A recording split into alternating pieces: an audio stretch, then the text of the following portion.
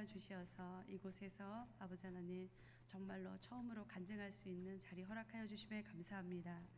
하나님 아버지여, 내 뜻대로 내 방식대로 전하지 않게 하시고 성령님의 인도 따라 하나님 아버지께서 원하시는 그 말씀 전할 수 있도록 하나님 인도하여 주시옵소서. 이 시간 시작부터 마무리까지 성령님의 인도 따라 갈 수 있도록 주님 주관하여 주시옵소서.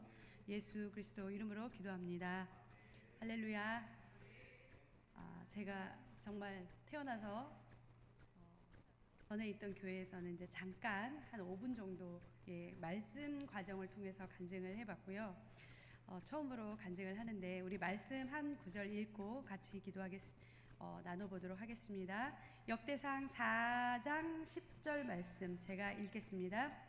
야베스가 이스라엘 하나님께 아뢰어 이르되 주께서 내게 복을 주시려거든 나의 지역을 넓히시고 주의 손으로 나를 도우사 나로 환난을 벗어나 내게 근심이 없게 하옵소서 하였더니 하나님이 그가 구하는 것을 허락하셨더라. 아멘. 제가 예수님을 믿기 전에 그리고 예수님을 만나서 제 귀에 들어왔던 말씀이 이 역대상 4장 10절 말씀이었습니다. 저를 잠깐 소개를 하면 저는 세상적으로는 나름 잘난 여자예요. 70년 개띠고요. 안 밝힐라 그랬는데 오늘이 제 생일이에요. 그리고 오늘이 만 49세 한국 나이 만 49세 한국 나이 50세가 되는 그 날입니다. 남편은 한 명이고요. 딸기 엄마예요. 딸내미 기집애. 큰딸은 26살. 큰딸은 26살. 작은 딸은 17살 망아지 같은 고등학교 2학년 딸입니다. 아주 자유로운 영혼이시고, 그리고 가방끈으로 잠깐 말씀드리면 사회복지를 전공했고요. 그리고 지금은 윈윈 변화 긍정 변화 컨설팅이라는 거 네이버든 유튜브든 이 비즈니스 성품에 대해서 여러 번만 다 오픈되어 있고 잘 설명이 되어 있는데 예수님의 49가지 성품을 가지고 현장에서 비즈니스라 하면 우리 교회 안에서도 쓸 수 있고 비즈니스 현장에서도 쓸 수 있는 그러한 성품을 연구 개발해서 각 그 대기업에 지금 저희가 이제 했던 곳이 롯데 칠성 안성에 공장이 있죠. 칠성 사이다 만드는 그 공장, 거기에서도 이제 4주씩 한 성품을 가지고 4주씩 하는데 한 3, 4개월 하면서 그들이 변화되고 너무 이직률이 높아서 롯데에서도 선택을 했다고 해요. 그래서 변화되고 이러는 모습을 보면서 자부심을 가지고 성품 교수를 열심히 하고 있습니다.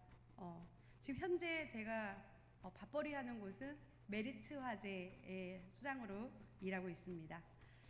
근데요, 하나님 앞에 가면은 제가 할 수 있는 게 정말 없어요. 보면 제가 처음 가본 교회 이렇게 세 가지로 제가 나누어 봤는데요. 저는 교회라는 곳을 중학교 3학년 때 처음 가봤는데 제 친구가 심장병 어린이였어요. 옛날에 우리 어렸을 때 클 때 심장병 어린이 돕기 많이 했었잖아요. 심장병이었었는데 이 친구가 우리가 이제 예전에는 그렇게 지금처럼 셔틀이 잘 돼 있는 것도 아닌 상황이었으니까 늘 그 강원도 정선군 사부구 직전리 여기서 살던 저예요. 6남매 중에 저는 둘째로 태어났고요.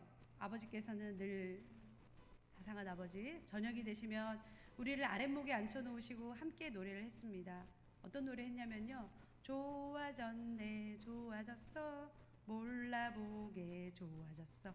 늘 이 노래를 하면서 아버지와 함께 노래를 부르던 그 어린 시절, 그 시간에 아버지는 저희와 노래를 부르고 그 시간에 엄마는 부엌에서 저녁을 하고 그런 어린 시절의 좋은 기억을 가지고 지금도 제가 어디에 가든지 당당할 수 있는 그 원동력이 되었던 것 같습니다. 그리고 그렇게 제가 이제 강원도 탄광, 여러분들 아시죠? 지금 현재 거기가 어디냐면 하이원 리조트. 거기에서 5분만 들어가면 저희 집인데 그 5분이 들어가면은 800고지의 산골이에요.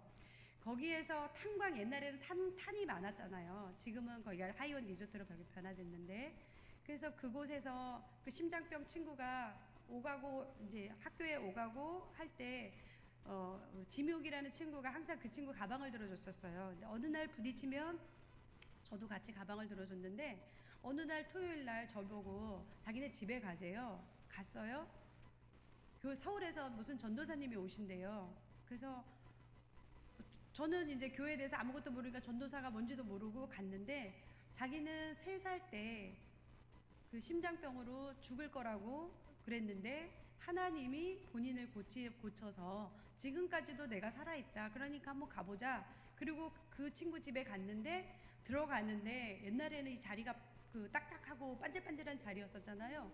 거기에 가서 이렇게 앉아 있는데 한쪽 옆에는 방석이 이만큼 쌓여 있고 한쪽 옆에는 쌀단지가 있고 한쪽 벽면에는 십자가가 있고 거기가 교회였었던 거예요.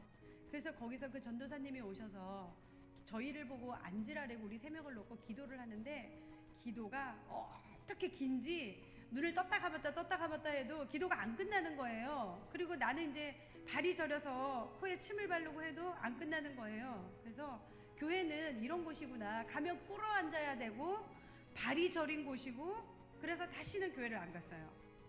그리고 제가 넘어가는데 그리고 20살 때 또 다시 교회를 가게 됐죠. 친구가 같이 기숙사 다니던 친구가 성경책을 저한테 선물을 하고 그 교회를 가자고 했어요. 그래서 갔는데 그때 교회를 갔더니 찬양이 너무 좋은 거예요. 달리다굼 내일 일은 난 몰라요.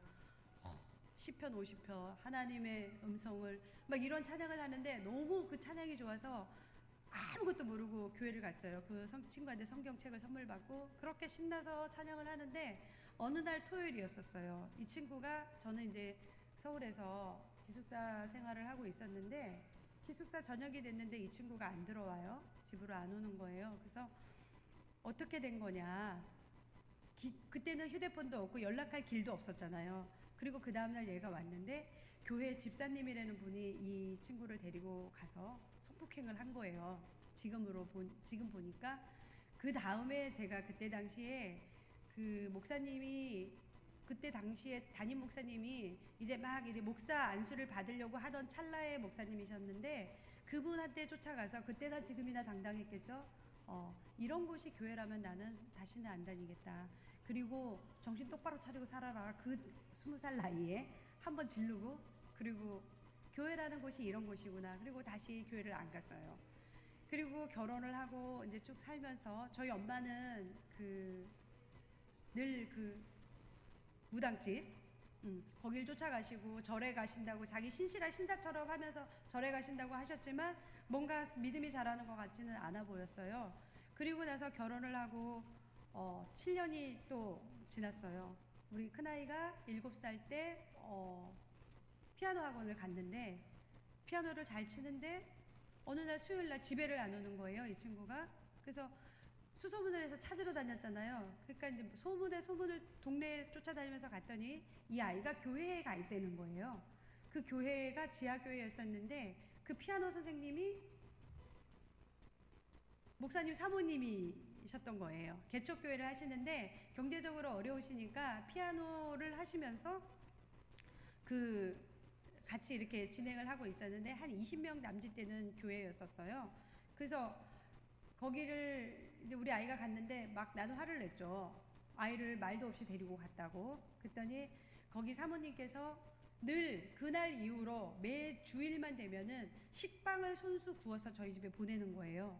이제 몇 주 얻어먹으면 사람이 먹은 놈이 물킨다고 이제 불편하기 시작하잖아요.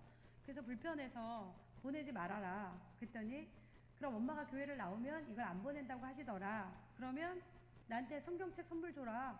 성경책 주면 내가 갈게. 나는 성경책 주는 게 무슨 협박인 줄 알고 성경책 주면 갈게. 그렇게 얘기를 했어요. 그리고 성경책을 그 다음 주에 아이가 가지고 왔단 말이에요. 안 갈 수가 없잖아요. 약속했으니까. 그렇게 해서 2번째 성경책 선물을 받았고요. 그리고 나서 또 제가 조금 믿음이 좋아지니까 저를 보고 주일학교 교사를 하려는 거예요. 교회에서 뭔가 직분을 맡기면 바로 그만두고 안 나갔어요. 그리고 이제 제가 다시 쭉 지나오는 사이에 이제 저희 집에 환란이라는 게 몰아닥치기 시작을 하죠. 아이가 7살이 되고 그러면서 경제적으로는 바닥까지 내려가고 이제 그때부터 이제 알게 되는 게 저희 남편의 출생의 비밀이 드러나는 것이죠. 그 남편이 45세 때 알게 됐고 저는 남편이 알고 그 다음 해에 알게 된 것이 저희 남편이 입양이 됐다는 거예요. 45세에 나의 출생이 드러났다라고 하면 여러분 마음은 어떨까요? 자신의 출생을 알고 6개월을 혼자서 소가리를 하면서 그때의 고민을 나한테 털어놔야 되잖아요. 나는 쎄 보여서 나한테 털어놓으면 내가 시부모님을 안 모실 거라는 생각을 했다라고 해요. 그러면서 이제 어떻게 이제 그때 당시에 그 무슨 이상한 인터넷 이런 걸 통해서 어떤 여자를 만나게 돼서 그 여자한테 자기 마음을 알아주니 그 여자가 얼마나 이쁘겠어요, 그죠? 그리고 집에 오면 떽떽거리는 나는 얼마나 안 이쁘겠어요. 그러다가 이 예리하고 똑똑한 박윤숙한테 걸린 거죠. 그러면서 저한테는 제 어린 시절에 받았던 아버지에게 받았던 그 상처가 올라오기 시작하는 거예요.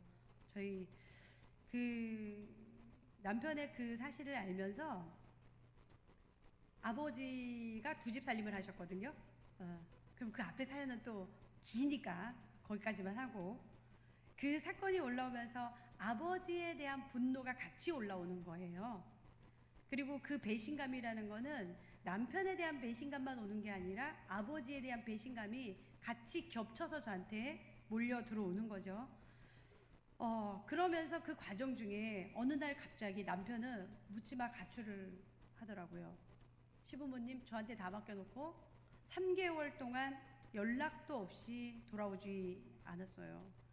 어떠한 소식도 없이 난 2아이를 챙기고 시부모님을 챙겼고 그러다가 남편이 3개월 만에 돌아왔어요.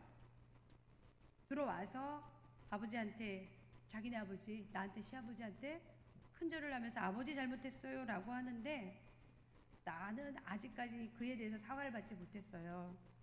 그리고 어쩌다 분위기가 돼서 물어보면은 그냥 피식 웃고 그에 대해서 말하지 않아요.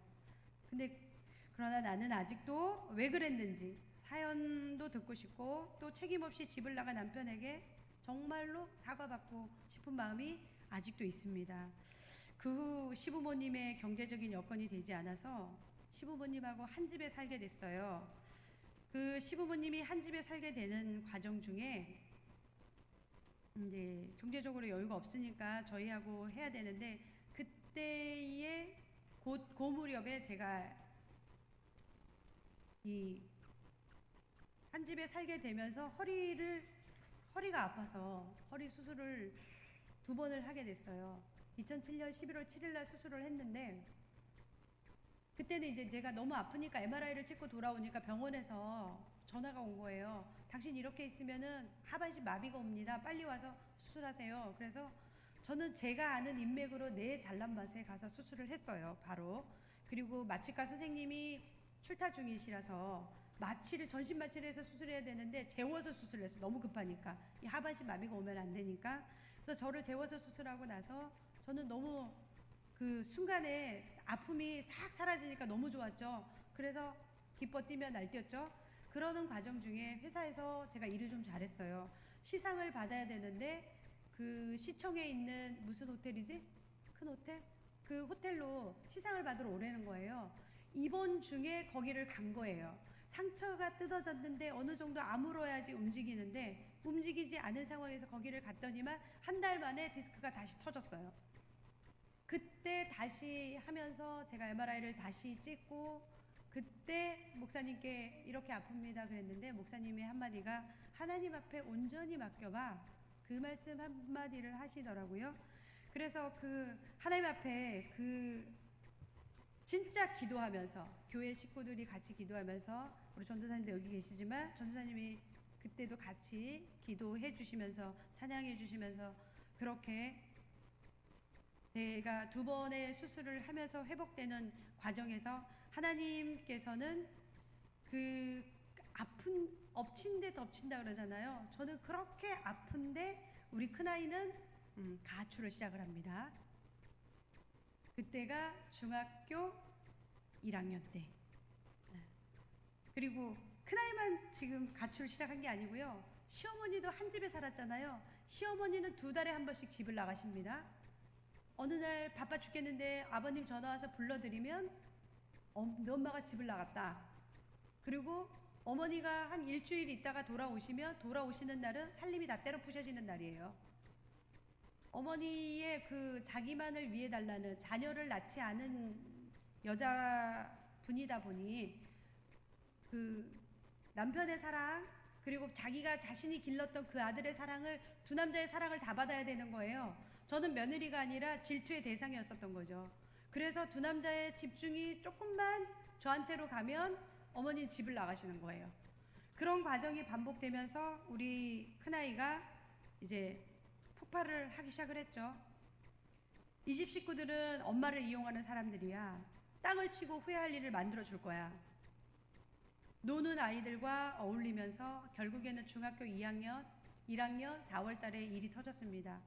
집단 폭행을 당하고 학교를 오가면서 학폭위가 열리고 다시 제자리에 돌려놓는 일까지 모든 일을 저는 혼자 감당했어요. 남편한테 이야기하지 않았어요.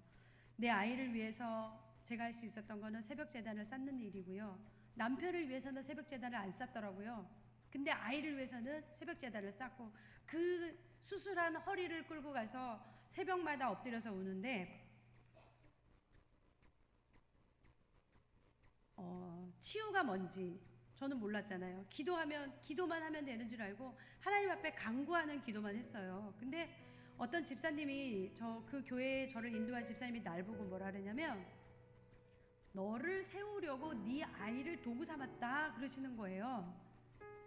저는 그 말을 듣고 정말 새벽마다 가서 하염없이 울 수밖에 없었고, 하나님, 내가 어린 시절부터 엄마인데 바락했던 그 모든 것을 기도할 수밖에 없었습니다. 그 과정에서 저는 남편도 싫고 시부모님도 너무 싫고, 그래서 기도하기 시작했습니다. 주님이 원하시는 헤어짐이라면 싫은 말 한마디 없이 조용히 헤어지게 해주세요. 남편하고 이혼해달라고 기도하기 시작을 한 거예요. 그리고 딱 6개월을 기도를 했는데, 정말, 그리고 나서 남편한테 선포를 했어요. 우리 그만하자 그랬는데, 그리고 집이 제 명의로 되어 있어요. 집을 내놨는데 집이 3일 만에 팔리는 거예요. 아, 이거 하나님 뜻이구나. 그리고 그렇게 우리는 헤어짐을 결정하고 별거를 하기 시작을 한 거죠. 난 내 2딸을 데리고, 남편은 시부모님과 갈라섰습니다. 3대3으로 헤어진 거죠. 그래서 통장에 있는 잔고를 딱 정확하게 원단위까지 반으로 잘라줬어요. 저는 제 2딸을 데리고, 그 시부모님은 자기가 거두지 않으면 거둘 사람이 없다고 말하던 남편이고, 순순히 또 그렇게 했어요. 절대로 이혼은 하지 않겠대요. 서류 정리는 안 해주겠대요. 내가 원하는 대로 하겠다고 하면서 내가 원하는 대로는 다 해주는데 이혼 서류는 찍지 않겠대요. 그때 저희 담임 목사님께서 저한테 뭐라 그러셨냐면, 서류 정리는 언제든지 할 수 있다. 그 인간이 변할 수 있는 기회를 한번 줘야 되지 않겠니? 그 기회를 줘야지만 네가 나중에 후회하지 않는다. 그 말씀이 저한테는 오래도록 남았고요. 그렇게 남편하고 별거를 시작하면서 제가 시작한 것은 공부였어요. 아까 제가 이 나이에, 제가 불과 3년 전에 2016년도에 제가 석사를 졸업을 했거든요. 그때부터 39살부터 공부를 시작을 해서 학위를 따고 사회복지사, 평생교육사, 보육교사, 상담심리사, 미술치료사, 웃음치료사, 발마사지사, 걸리는 대로 공부를 했어요.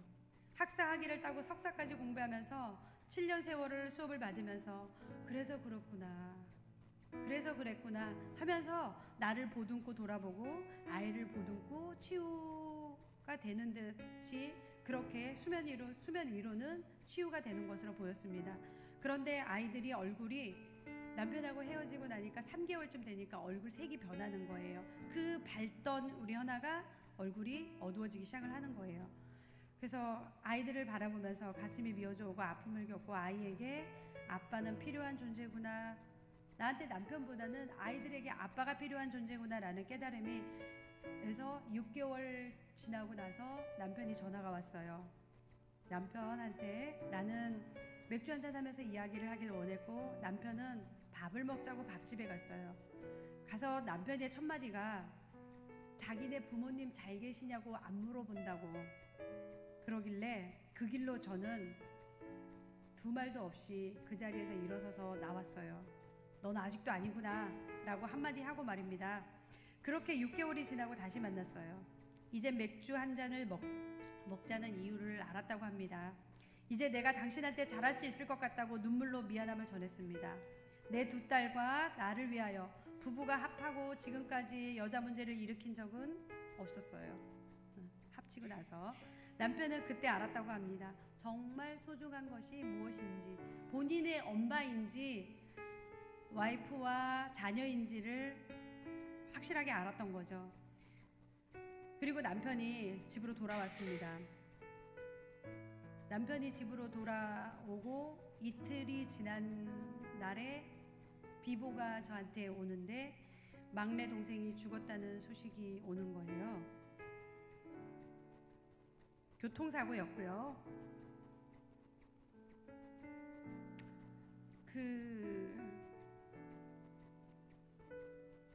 수원에서 강원도 사부까지 가면서 장례식 내내 그 아이를 보내는 그 미어지는 마음보다는 찬양이 저한테 계속 맴도는 거예요. 우리 이 땅에 몸으로 태어나 천국이 없다면 무엇으로 살아가나, 이런 찬양이었었는데 속으로 찬양을 부르면서 천국에서 만나자고 하염없이 울부짖으면서 이 아이의 죽음이 헛되지 않기를, 우리 가족을 이어준 사건이기를 기도하면서 나만의 잣대로 나만의 위로를 하면서 다시 저의 자리로 돌아왔습니다. 상처 많은 아이가, 우리 큰아이가 제가 아까 중학교 1학년 때 이야기를 잠깐 했잖아요. 중학교 2학년이 됐는데 주변의 아이들이 어떤 말을 하냐면, 너 선생님이 이랬대더라, 너 그랬대더라, 그 떼더라의 말로 인해서 우리 큰아이가 중학교 2학년 때 11월 9일 날 학교를 때려칩니다. 90일이 지나지 않으면 유예가 되지 않기 때문에 3학년이 저절로 올라갔어요. 올라가고 나서 올라가는데 본인이 학교를 다시 가는 조건이 엄마랑 아빠랑 이혼하는 거래요. 그래서 너를 학교를 보내기 위해서 나는 이혼도 불사하겠다 했죠. 그리고 나서 그 아이는 학교를 가지 않았습니다.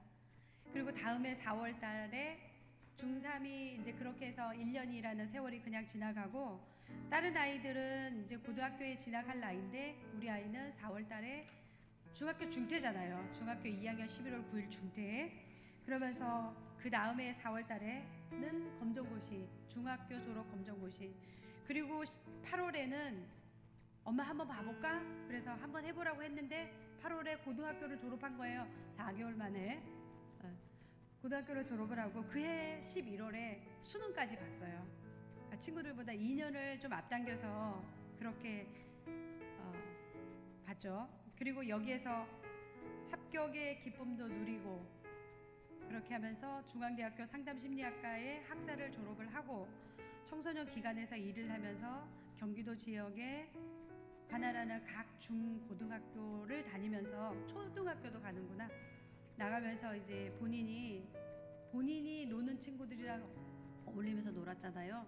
그러니까 초등학교 초중고에 중고등학교 원주까지 가면서 이 친구가 뭐를 하냐면 흡연 예방 교육, 군부대에 가서 자기보다 더 큰 어른들을 대상으로 절주 교육 이런 거를 하고 있고, 그리고 이제 더 상담에 대해서 깊이 있게 알고 싶어서 지금은 당국대학교 대학원에서 교육심리학을 전공하고 지금 4학기 차에 있고, 어제 이제 집을 홀라당 뒤집는 거예요. 왜 뒤집나 했더니 논문을 쓰기 위해서 책상이 필요하대요.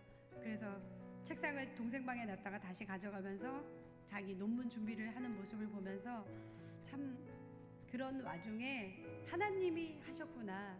저는 그 아이를 어떻게 할 수가 없었어요. 저는 그 아이를 위해서 새벽 제단을 쌓고 기도할 수밖에 없었고, 그거 말고 제가 할 수 있는 일은 없었고, 그러면서 그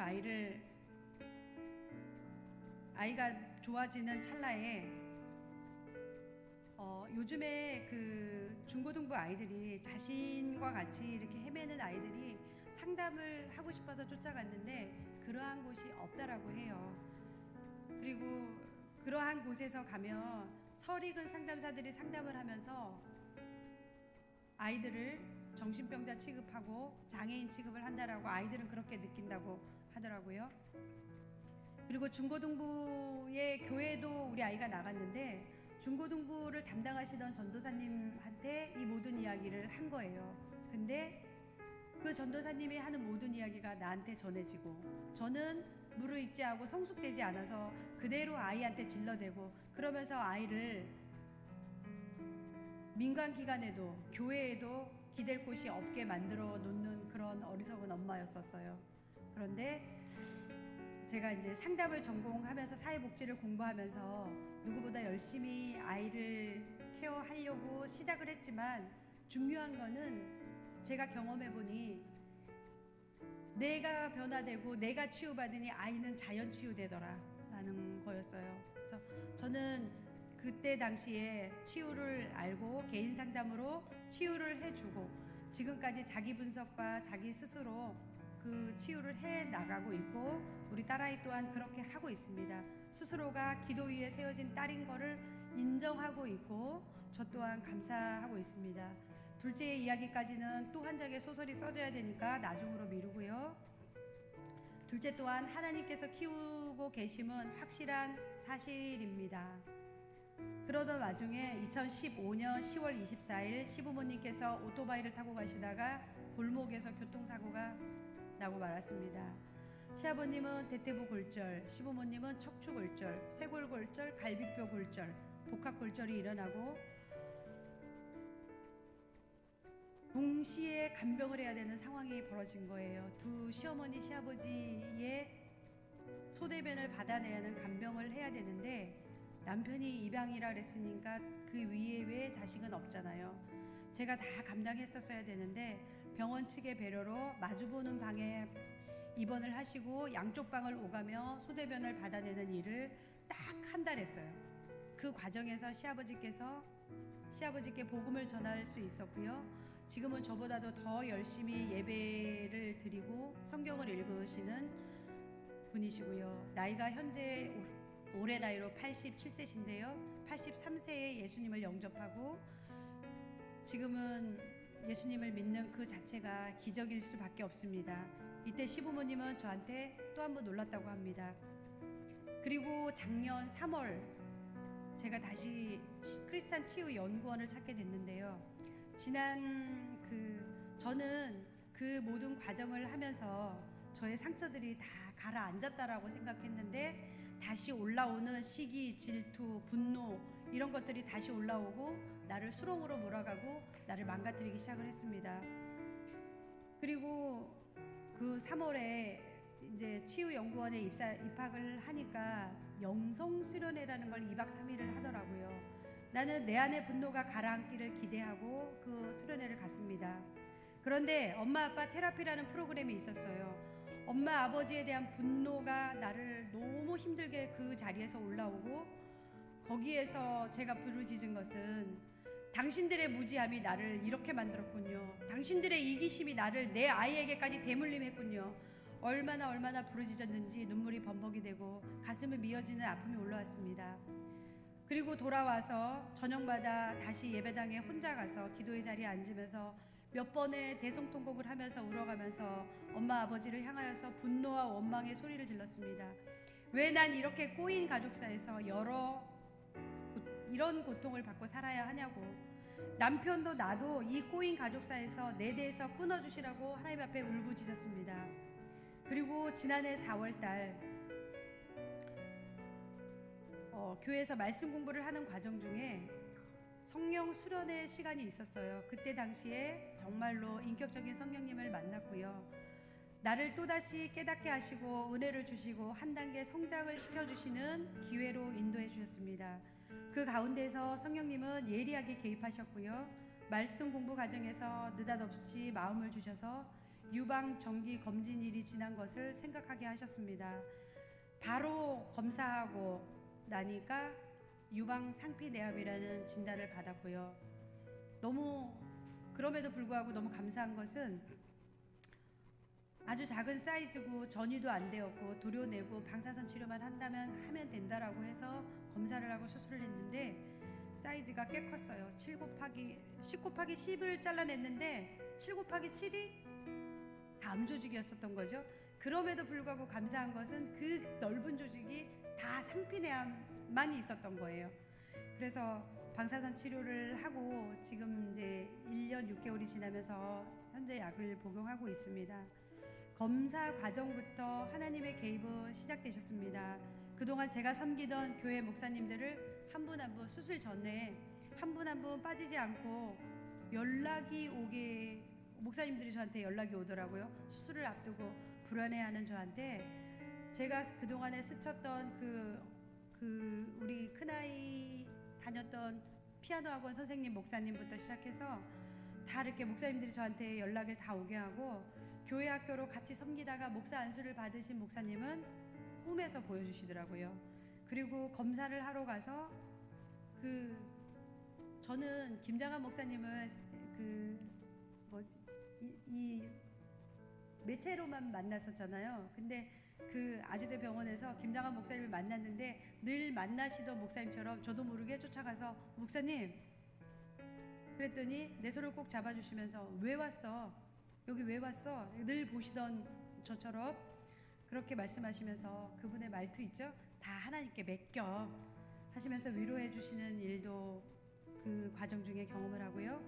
또 수술하는 2박 3일 동안에 남편은 정말 이때 저한테 만회를 했던 것 같아요. 진정성을 담아서 저를 간호해 줬고 내게 소홀했던 모든 것을 만회하고 25년의 세월이 지나는 동안에 자기 옆에 있어줘서 고맙다라는 그런 고백을 그때 처음 하더라고요. 이런저런 일이 지나가는 과정 중에서 정말 예수님 만나고 제가 수술을 하는 모든 과정 중에 또 예수님 개입하시면서 저를 다시 성장하는 자리로 올려놓고 경제적인 어려움이나 이런 모든 과정 중에서 예수님이 다 인도하시면서 오늘 이 자리까지 와서 여러분들하고 같이 간증을 나눌 수 있도록 주님께서 허락해 주셨습니다. 정말 지금까지 부족하지만 간증이 무엇인지도 모르고 지금 이 자리에 서서 뭐라고 얘기를 하고 있습니다. 그냥 PPT를 만들면서 쭉 원고를 써가면서 이 자리에서 두서없이 말씀을 전했지만 하나님께서 전할 말씀은 다 전하게 하셨으리라 믿습니다. 이 딸을 통해서 모든 영광은 주님께서 받으신 줄로 믿습니다. 아멘. 감사합니다.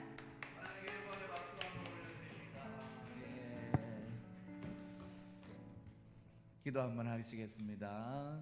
사랑의 하나님 아버지 감사합니다. 우리 사랑하는 집사님을 통하여서 집사님 삶 가운데 역사하시는 하나님을 경험하게 하시고 또한 고백하게 하시니 감사합니다. 우리의 인생의 여정 가운데 차마 말할 수 없는 아픔들과 상처들이 참 많은데 그럼에도 불구하고 지금 우리 사랑하는 집사님 얼마나 밝은 모습으로 또한 역경을 다 이겨내며 하나님 앞에 기도하며 나가는 모습 하나님이 기뻐 받으시는 줄 믿습니다.